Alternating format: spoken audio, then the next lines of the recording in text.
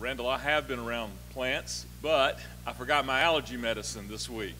So I've got this water to try to get me through this time.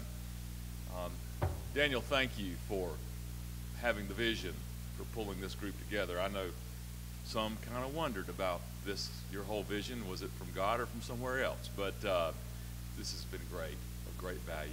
Thank you, Babs, for your hospitality and generosity to bring us to this beautiful place.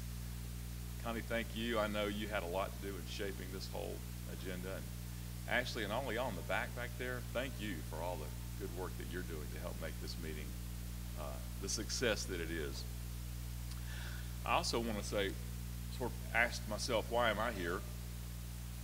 And I think it's because I currently have the honor of serving as the convener of the movement leadership team, which is the group of state and regional and national coordinators who meet together 2 or 3 times a year. We pass that leadership around, and I drew the short straw this year, and so therefore I'm in this role, and I guess that's why I'm here. But so I can't say that I'm speaking for my colleagues, but I hope I represent them well, and I am very privileged to serve as a part of this group. I think the world of my colleagues who have the privilege of leading state and regional CBF bodies. We love this movement, and we have the greatest jobs in the world. On Tuesday evening, April 13th, Kim and I traveled to Chapel Hill, where our daughter Lauren is in school. We were going there to participate in her choral concert. She told us it was a pretty big deal, but other than that, we really didn't know what it was all going to be about. We arrived, and the concert was held in Memorial Hall, a building whose walls are filled with tributes to university and state leaders going back 200 years. It seems like a majority of them were either political or military leaders in the Confederacy, for some reason, when you go and look, and they're just everywhere. And it's amazing to me that even in supposedly progressive institutions in the South, we continue to be haunted by the Great War. Kim and I took our seats toward the rear of the main section of the auditorium. The stage was full, not only with risers for the choir, but also with chairs and music stands and instruments of all kinds. I was curious, so I started reading the program. We would be treated to not just one choir, but 4 choirs consisting of over 200 singers, plus the University Symphony Orchestra with over 100 musicians, plus 3 professional soloists from the Metropolitan Opera in New York.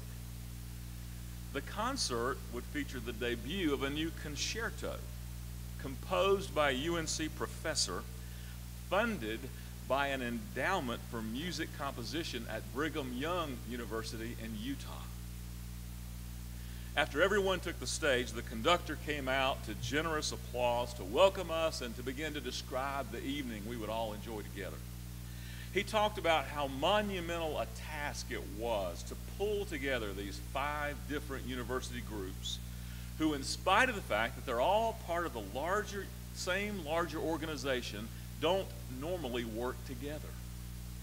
Adding in these guests from outside the university, plus funding from the other side of the country, he said only served to increase the complexity.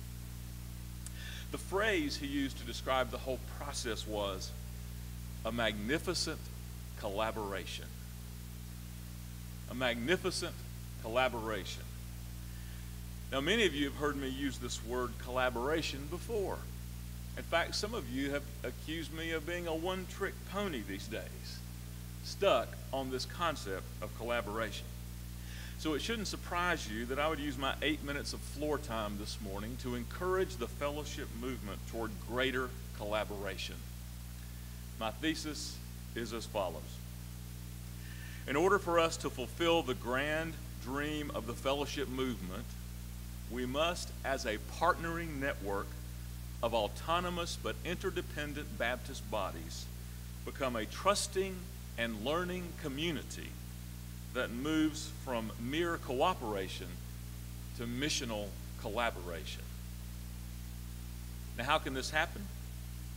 We all know the devil's in the details, but let me suggest three critical factors that will help us move from dreams to actions as we turn 20 and become a young adult organization.